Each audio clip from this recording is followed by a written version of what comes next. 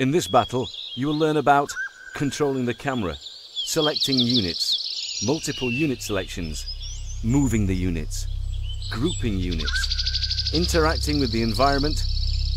Let's start with the basics. Controlling the camera with the keyboard. Rotating the camera using the keyboard. To rotate the camera to the left or right, use the keys Q, E, or Control plus left or Control plus right. To zoom in and out, use the keys F, R, or Control plus up or Control plus down. God with us!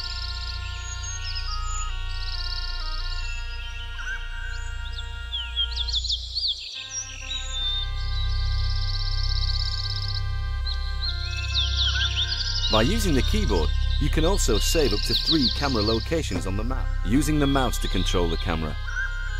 To rotate the camera, you can also use the mouse wheel. Press and hold it and move the cursor to rotate the camera to the left and to the right.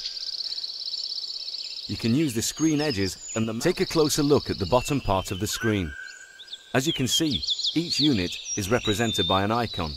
It looks like this unit is falling behind and out of the formation. This situation should be corrected right now. Your troops must be more organised when the enemy is close. Having selected the squad, right-click on the centre of the circle formation. Splendid. The unit is on its way. Soon, it will be joining your main army. Now, you have to select all your troops. One way of doing this is to create a frame around them. Left-click on an unoccupied location next to your army and drag your mouse while holding down your button until all the army is inside the rectangle you just created. Release the mouse button. All the units inside the rectangle are now selected. Excellent. All your troops are selected. By pressing Control and the numeric key from Regroup!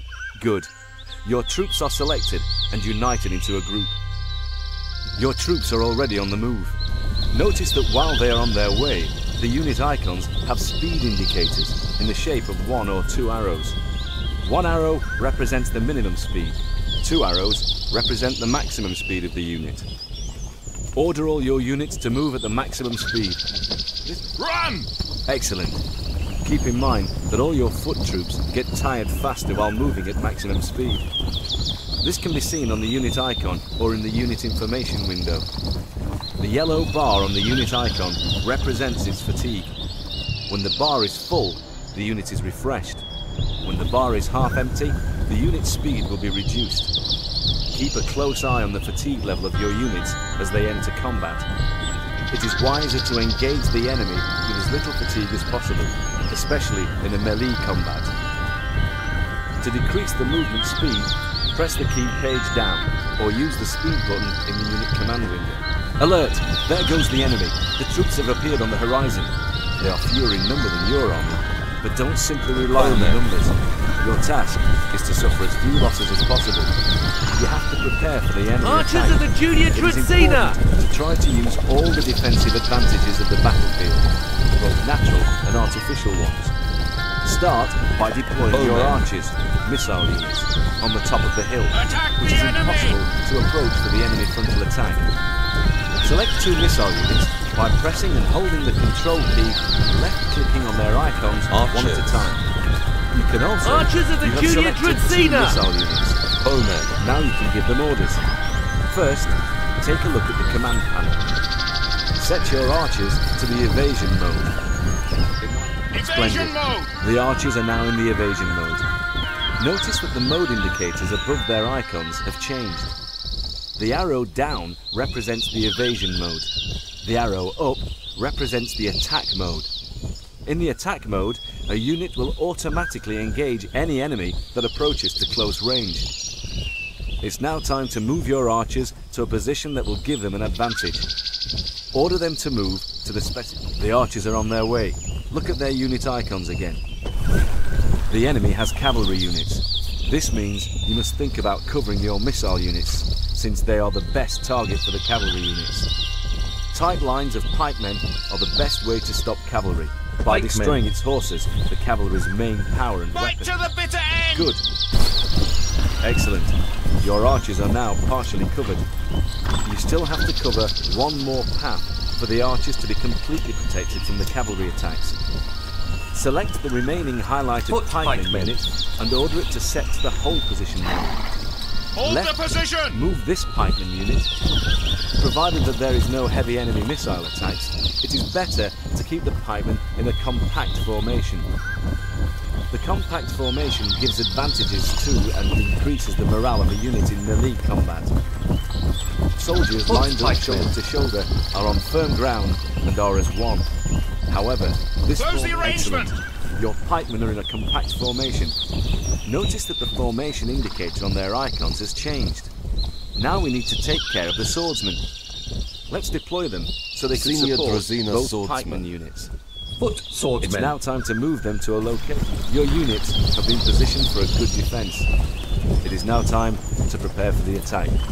This is where the cavalry comes in. Cavalry units are very agile and the most threatening and destructive units. The 13th century was the dawn of mounted spearmen. Now, move your cavalry to a position that will allow them to reach the enemy rear when it is engaged in combat. Order your cavalry. Excellent. You're ready for combat. Let's hope that the enemy will dare to attack first. If not, you'll either have to provoke them or take the initiative. Since this is your first combat, it is better to see how good your soldiers are in defense when well positioned. The current location offers many tactical solutions for that. While we have the time, I'm going to teach you some useful tactical moves. Remember, you can always pause the game during combat and maneuvers. To do that, press the P key or pause key. When the game is paused, you can take a closer look at the ongoing battles, review the status of enemy units, give new orders, or cancel previous ones. To see where the while on the battlefield, pay attention to the indicators on the unit icons. The yellow bar represents fatigue. The red bar is morale. When it decreases, you might lose control of your unit. It may retreat or even become panic-stricken. Increase or maintain its morale by allowing it to rest, withdrawing it from a combat or a firing line. You can also use allied troops to cover it or send a commander in support. The green bar represents the arrow ammunition of a missile unit. The figures represent the number of soldiers remaining in a unit. The stars represent its experience. The crossed swords under the icon mean that it is engaged in melee combat. The arrow pointing away from the icon means that it is shooting. The arrow pointing towards the icon means that it is being shot at. The white flag at the top of the icon means that the unit is panicking. If its icon is flashing red, pay attention. The unit is in danger. You may lose it. If the icon is flashing green, its status is good and it is confident. Remember that it still might not show a desirable initiative from time to time. On the bottom left corner of the screen is the mini-map. A quick glance at it shows the general location of your units, blue, and the enemy's, red. With the mini-map's help, you can view the entire battlefield and analyze the current situation. Place the cursor over one of your units. A unit information window appears on the left on top of the minimap. With it, you can see the characteristics and status of that unit and how they influence its fighting efficiency. You can also compare units before choosing a target. Pay attention to the top line. On the left is the unit's current weapon and its experience with it. Under the crossed swords are the melee combat points. Morale points are shown under the flag. Shooting points are shown under the bow. All these points are given as a sum of bonuses and penalties for the basic and dynamic characteristics of the unit. Changing the unit's situation will change its dynamic characteristics. For instance, providing cover to a unit's rear will increase its morale and melee combat efficiency. The time for discussion is over. The enemy is attacking. Select all your cavalry and wait for further instructions. Army mounted spearmen.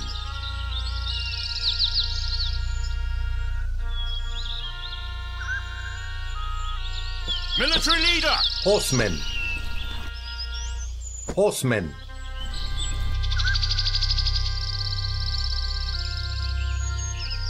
Commanding officer! Mounted spearmen of the Junior Dracaena. Commanding officer!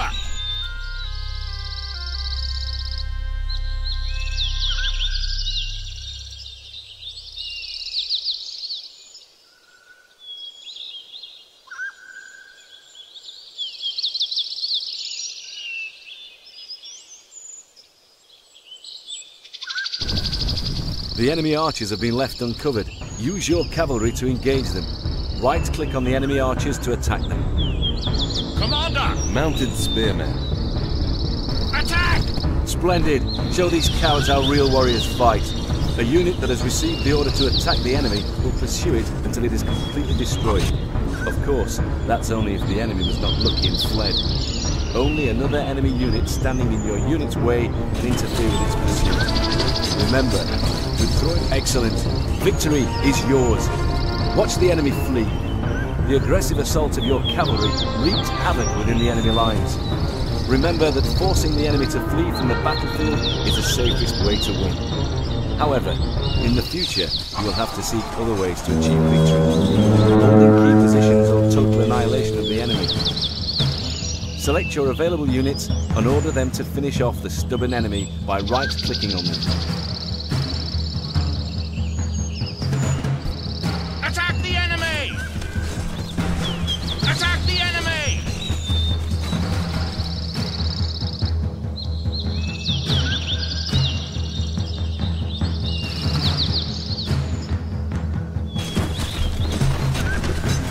Attack!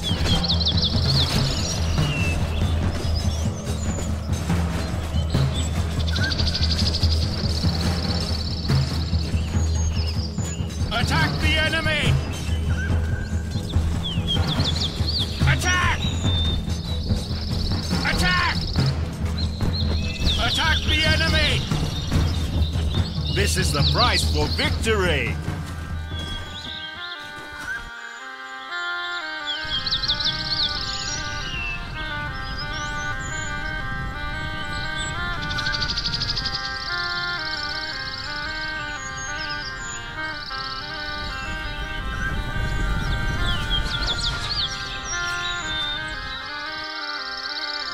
Attack the enemy!